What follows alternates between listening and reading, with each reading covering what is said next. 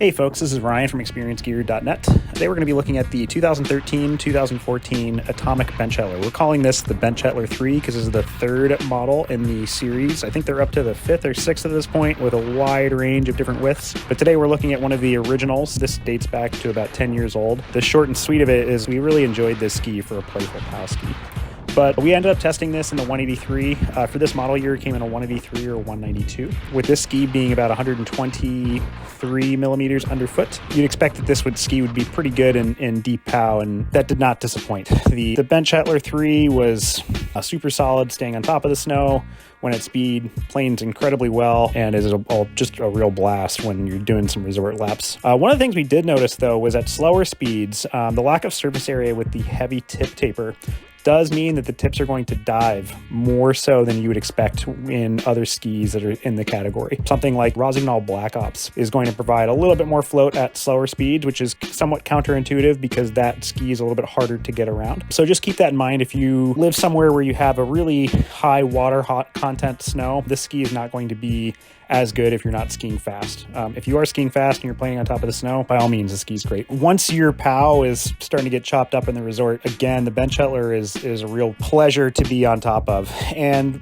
what that is from is the relatively soft tips and tails of the ski allow you to kind of pop and play off of new formed patches of snow everywhere. Really kind of turns everything into a big terrain park. While the tips aren't super stiff, they are tapered, and the torsional stiffness of this ski is quite high. So you can also, if you were composed enough, really blast through patches and then kind of pick and choose which areas you want to jump off of. The caveat to that is as you continue to get more and more packed up into kind of, pre-formed bumps or even kind of refrozen stuff, that's where this ski really starts to show its weaknesses, as it is somewhat easy because of that slightly softer tip to kind of fold the ski over when you're going at speed. So keep that in mind. If you're like an all-mountain charger, probably going to be better off with something that is going to be a little bit stiffer or a little bit heavier to allow better composure in terrain like that. In order to highlight this, what we've actually done is we've done a side-by-side comparison of the Bent Chetler 3 compared to the Rossignol Black Ops 118. And in this video, you can see that the Black Ops, while only slightly stiffer and slightly heavier, stays a lot more composed in kind of mixed terrain. While this was not taken on the same day, snow and conditions were comparable on both days. And I think that this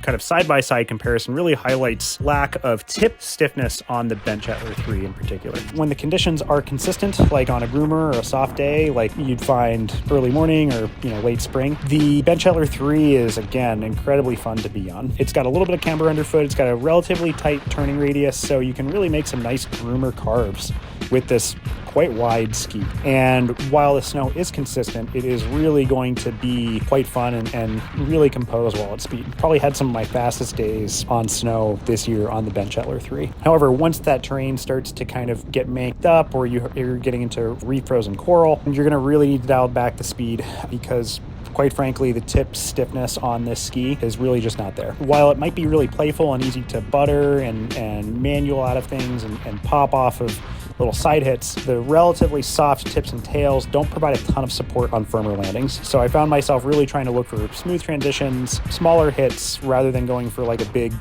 huck to flat type of thing. So keep that in mind. So overall, we walked away from this review incredibly impressed about this 10-year-old ski. Its contemporaries like the Rossignol Black Ops or the Volco Revolt both have their pros and cons, and realistically, considering that this ski is as old as it is and can continue to hang with those newer alternatives, is really quite impressive. So this should be on the short list for anybody that's looking for a budget-oriented resort pow ski. We would highly recommend it for folks that are looking for something that is a little bit more on the more playful side. Feel free to check out our more detailed review that's on our website at experiencegear.net, and thanks for checking out this review.